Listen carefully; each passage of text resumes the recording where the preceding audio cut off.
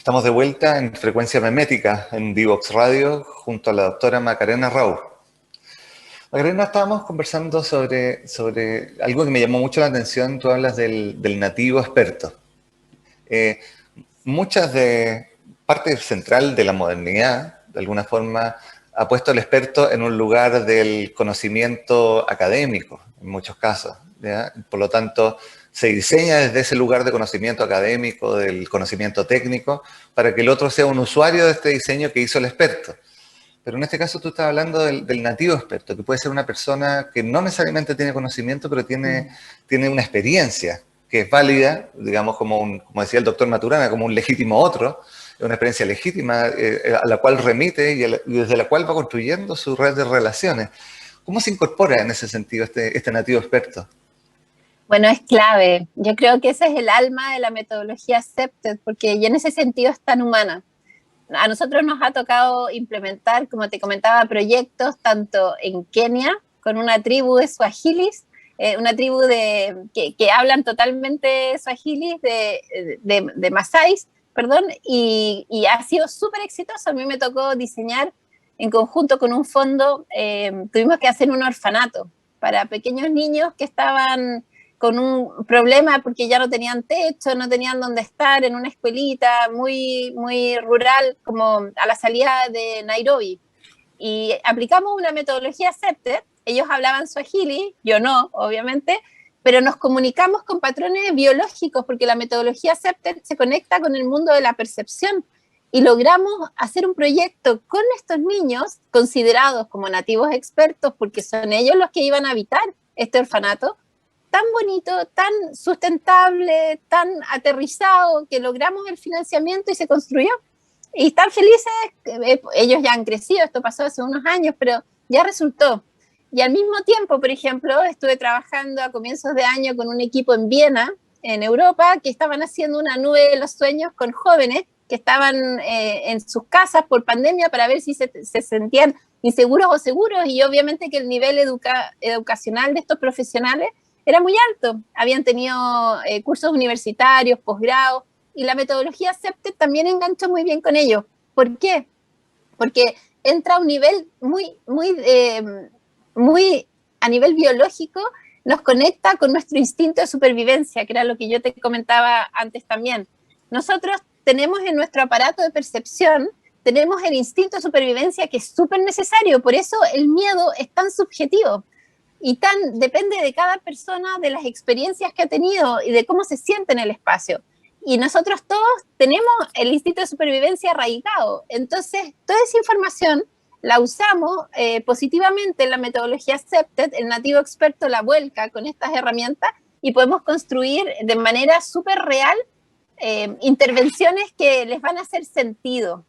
No son intervenciones que vamos a copiar, por ejemplo, lo que hace Nueva York o lo que hace otra ciudad. No, sino que son intervenciones que nacen del nativo experto. A veces son cosas súper sencillas, pero como es tan profundo el vínculo biológico con el instinto de supervivencia, tienen un impacto tremendo, como cortar el césped, por ejemplo, o tener bonitas flores, o hacer un curso de poesía en plazas. Nosotros hemos hecho esos como actos de talleres más culturales, y eso ayuda a la seguridad urbana. Ahí, cuando tú planteas que esto se conecta con la biología, me gusta mucho cuando ustedes dicen, vemos la ciudad como un ser vivo. Y los seres vivos tenemos una membrana, que nuestra membrana, digamos, de alguna forma que está en relación con el entorno, es la que va percibiendo las tensiones del entorno, digamos, y ahí aparecen ciertas señales que no son efectivamente racionales. O sea, muchas veces a mí me da miedo ir por un lugar sin tener una razón ni algo objetivo de por qué tengo ese miedo, pero esa percepción sí va a hacer que yo elija otro camino. Y ahí estamos hablando de estructuras cerebrales más básicas, de alguna forma, que nos están informando y que después las conceptualizamos. Y ahí hay algo que yo he visto el otro día veía un ejemplo que me pareció bien relevante con respecto, cuando tú decías como esta nube de los sueños, hay algo que tiene que ver con las narrativas. En algún minuto, lo que estaba leyendo ahí, planteaban que habían tomado dos grupos de policymakers y a uno le habían dicho que tenían que diseñar políticas en función de la delincuencia, y a uno les dijeron, les pasaron todos los datos y todo, y la metáfora de trasfondo de uno de los grupos era la delincuencia es un monstruo. La metáfora de trasfondo para los otros es la delincuencia era un virus. Y llegan estos dos grupos con la misma información de fondo a los de la delincuencia es un monstruo, tenemos que invertir en seguridad. ¿Ya? Los de la delincuencia es un virus, tenemos que invertir en educación y prevención. Entonces, también ese relato va tiñendo la forma en que nos relacionamos, la aplicación que nos damos de nuestra ciudad, lo tiñe absolutamente. ¿Cómo ahí podemos ir instalando esta visión, esta narrativa, digamos, de validar por un lado al nativo experto, por otro lado, vincularnos con los tomadores de decisiones que tengan a la vista más variables? No es que solamente se enfoquen en esto, que tengan a la vista más variables. Y que muchas veces es la gente la que las reporta. Así es, muy bonito este link que dices tú con la biología, porque a la larga nos conecta a todos como especie. Y eso es lo bonito, porque finalmente cuando el planeta está frente a tantas crisis, tantos cambios, y eso que no sabemos muy bien lo que va a pasar los próximos años, pero puede que empiece a escasear el agua, o sea, no necesariamente vamos a salir de COVID y ya estamos bien, o sea, realmente hay que pegarse un giro, hay que hacer un cambio como seres humanos, de cuidar realmente este planeta que tenemos, porque no tenemos un planeta B, este es el planeta que tenemos, y yo creo que el gran aprendizaje es al reciclaje, a la sostenibilidad, a hacer economías colaborativas, que realmente ganemos todos. Una de las cosas que más me gusta del CEPTED es que al final es un win-win, un ganar-ganar con la comunidad de base, la comunidad local, porque al considerar los nativos expertos y incorporar su expertise, estamos trabajando con ellos, codo a codo, no porque yo haya ido a la universidad o tenga no sé cuántos títulos, voy a saber más que la señora que vive en la favela. Yo simplemente puedo facilitar que ella se conecte con su propia sabiduría, yo soy una facilitadora solamente, pero la señora que vive en la favela o este grupo de niños huérfanos de Nairobi o de las afueras de Nairobi que yo te comentaba, o el equipo profesional en Viena, yo lo que estoy haciendo es facilitar para que ellos se conecten con su propia biología, con la propia información celular que tienen de sabiduría ancestral respecto a cómo salir adelante como humanidad, y especialmente en momentos de crisis. Hay un autor que habla de la resiliencia, que a mí me gusta mucho y que lo cito mucho en los talleres, que es Boris Cyrulnik. No sé si lo conoces. Sí. Que me encanta porque habla de esta habilidad que es la resiliencia para adaptarnos a los cambios, moldearnos, pero no quebrarnos y aprender y seguir adelante y generar nuestro nuevo orden interno para poder seguir adelante con más aprendizajes, con más herramientas, y es un poco lo que buscamos también hacer con la metodología CEPTED. Personas más resilientes y comunidades más resilientes para lograr la seguridad urbana. La seguridad urbana no solamente busca tener barrios sin crimen, sino que busca tener barrios con comunidades cohesionadas que no tengan crimen. Y en ese sentido, como cuando se reconoce, nuevamente voy a volver con la metáfora que tú pusiste de la ciudad como ser vivo, uno de los problemas que hemos tenido, que yo se lo atribuyo en cierto espacio a la modernidad, al pensamiento moderno, a la primacía del pensamiento racional sobre otras formas de aproximación, digamos, como empezamos a dejar afuera nuestros cerebros más básicos, nuestra relación más límbica, más reptil, como somos mamíferos y por lo tanto tendemos a vivir juntos, necesitamos de otro para poder sobrevivir. Pero cuando decimos el pienso, luego existo, de alguna forma terminamos a veces enfocándonos por nuestras preferencias cognitivas, en ciertos aspectos por sobre otros. Entonces, la economía es lo importante. Entonces, vamos a hablar de la economía urbana, vamos a hablar del uso del suelo, y lo que vamos haciendo es despegarnos del habitante, que es el que ha optado por vivir en ese lugar por alguna razón, ya sea histórica, ya sea social. Y en ese sentido, como hay ciertas cosas, hay ciertos elementos que tú estás planteando que yo cuando los veo como en la forma de administrar ciudades, no están muchas veces presentes. ¿Ya? Se llama el proceso participativo, que en general son procesos más de información que efectivamente de participación, o cuando hay participación se recoge pero después no se usa, que es otra cosa, otros los vicios de ese tipo de cosas. ¿Ya?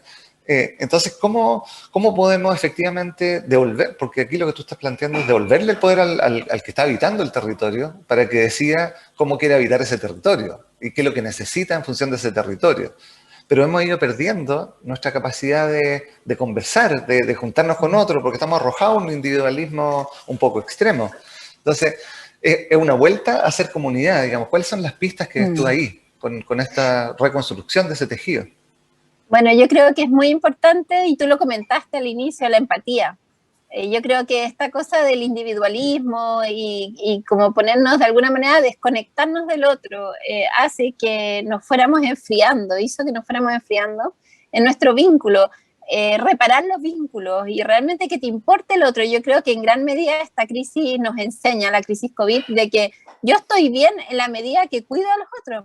No solamente tengo que estar bien por mí, porque en el fondo, como tú decías, como un virus así, como que estamos todos conectados. Entonces, es mi bienestar en función del bienestar colectivo. Yo creo que ese es el gran aprendizaje. ¿De qué me sirve tener yo toda mi vida resuelta si un poquito más allá salgo de mi casa y veo que el resto se está muriendo, que no tiene cómo subsistir, que no tiene salud, que no tiene previsión, no sé, un montón de temas? Entonces, al final ese es el gran giro, el gran cambio, y nosotros con CEPTED decimos que es un cambio cultural el que estamos promoviendo, pero fíjate que tampoco es que no hagamos acciones concretas. Yo estoy muy contenta como presidente mundial porque logramos, después de más de 10 años de trabajo, sacar la primera ISO CEPTED a nivel mundial de las normas ISO, que es la 22341, y eso salió recién en enero, después de muchos años de trabajo. Entonces estamos impulsando ya a nivel colectivo también muchas modificaciones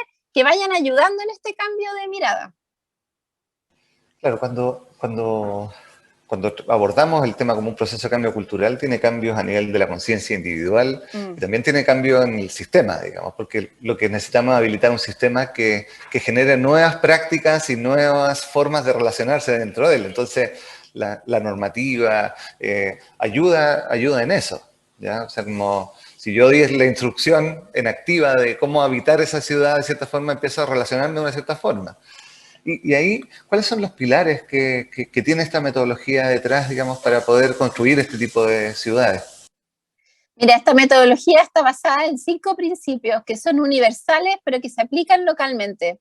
El primero es la vigilancia natural, ver y ser vistos, para lo que el medio ambiente me tiene que ayudar, y la empatía. Luego es el reforzamiento territorial, como manejar la identidad de las comunidades, de las personas respecto a su territorio, y que por lo tanto cuidarían. Si nosotros logramos territorio con mucha identidad local, es muy positivo. Luego tenemos control natural de accesos, que realmente podamos definir muy bien los accesos de un espacio hacia otro, incrementando la vigilancia natural y con identidad. Eso se ve mucho, ponte tú, en el acceso a una escuela, que la escuela, por miedo, no tenga arquitectura defendible y esté cerrada como un búnker, sino que esté abierta, pero con un gran cartel que diga el nombre de la escuela, ojalá con un mural pintado por los mismos estudiantes. Es una gran diferencia. Luego, el cuarto principio es mantenimiento, cómo diseñar intervenciones en el tiempo para sostenerlas con escasez de recursos, eso es súper importante. Y el quinto principio es participación comunitaria, considerar la sabiduría del nativo experto en todas las intervenciones de CEPTED. Esos son los principios de CEPTED de segunda generación, y desde el año pasado estamos actualizando a tercera generación y estamos integrando 3 principios más, que son salud pública, que también integra salud mental. Estamos integrando sostenibilidad y autorrealización. Y en ese sentido, como, ¿cuál ves tú que es como la palanca? ¿Por dónde entrar? Si quisiéramos entrar, porque yo vivo aquí, yo estoy desde Valparaíso, una ciudad que tiene una belleza increíble y tiene un montón de problemáticas por su misma morfología, por cómo ha ido creciendo, por cómo se ha ido administrando en el último tiempo, y cuál a veces la gente que está a cargo tiene que tomar decisiones fundamentalmente viendo que Valparaíso es una ciudad muy pobre, con pocas contribuciones, con viviendas viejas, entonces empieza a priorizar una cosa por sobre otra. ¿Ya? Entonces vamos a priorizar, en este momento, no sé, está lleno de vendedores ambulantes y se entiende en una forma de reaccionar frente al problema que estamos viviendo. pero que no es funcional a la larga a que la gente se sienta más segura, que atraiga inversión, que atraiga nuevas formas de habitar. Entonces, ¿cuál sería como la palanca, ves tú, ahí como para poder abordar eso? Bueno, yo lo que he visto en los últimos, nosotros partimos el año 2000 trabajando CEPTED en Chile y en la América Hispana, y antes CEPTED era buscado más por autoridades, ponte tú, por alcaldes, por gobernadores, por concejales incluso, y hacíamos proyectos desde los municipios, pero desde la crisis me ha gustado mucho porque he visto presidentes de junta de vecinos que, por ejemplo, nos buscan, nos contactan y toman un curso, CEPTED, online, que son en línea, y en estos cursos nosotros hacemos proyectos. Y el año pasado hicimos varios proyectos así en Chile que me encantaron, y al hacer el diseño y tomar el curso, este líder vecinal, junto con los vecinos, se organizaron, armaron un proyecto y después, cuando lo tienen listo, aprobaron el curso y ya están como avalados académicamente, lo postularon a un fondo y se lo ganaron. Entonces ahora lo están construyendo, eso es muy, muy bonito. También seguimos trabajando con alcaldes, también seguimos trabajando con autoridades, pero ya desde el nivel más básico, que es el vecino a la vecina, se organizaron y también quieren aplicar la metodología CEPTED, y eso estoy muy contenta por eso. Yo creo que hay una tremenda pista en lo local. Creo que yo no veo que como humanidad vayamos a ir necesariamente a una cosa cada vez más integrada, sino que probablemente vamos a algo más fragmentado, pero con posibilidades de conexión.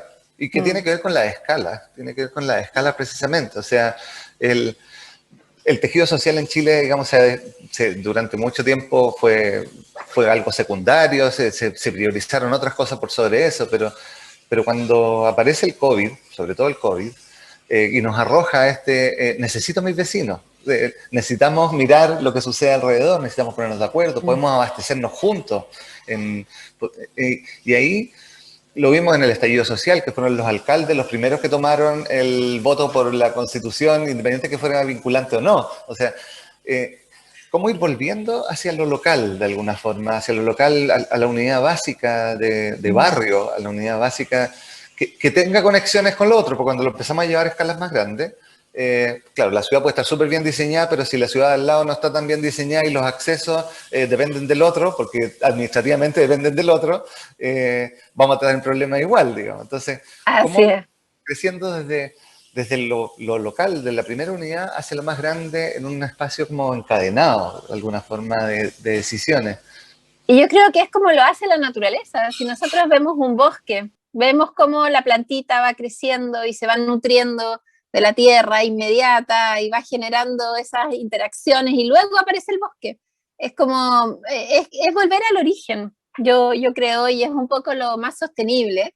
Como te decía, nosotros no creemos que esta crisis que tenemos ahora es la última.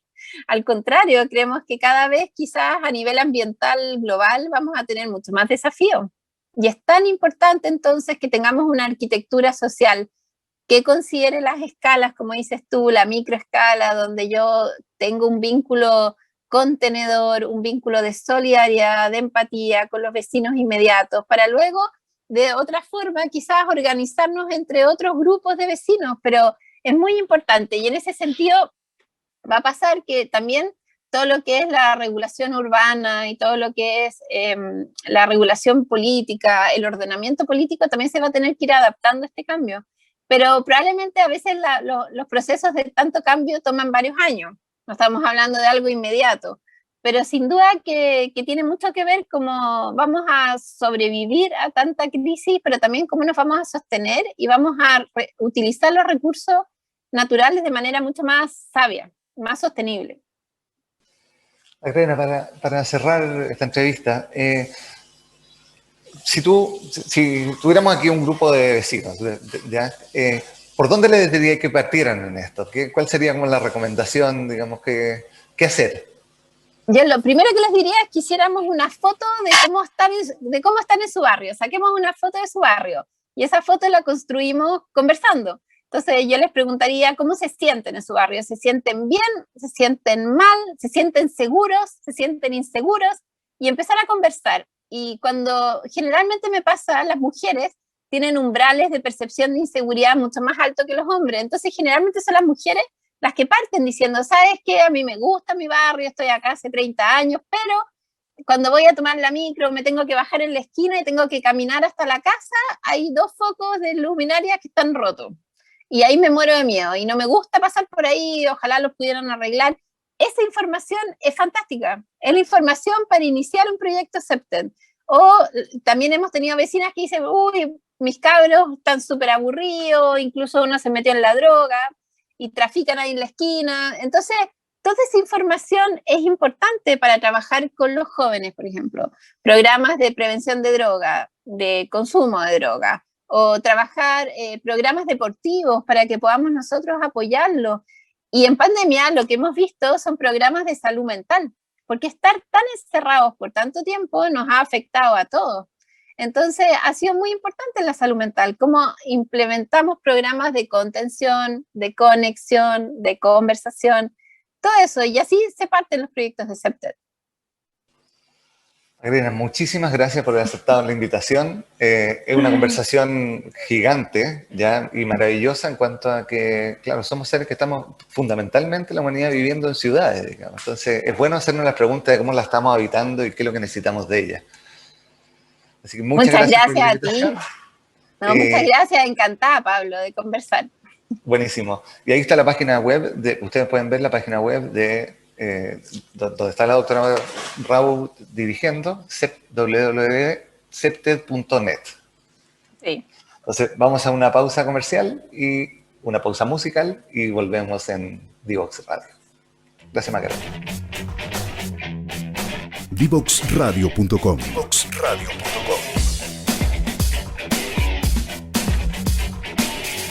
Conversaciones que simplifican lo complejo.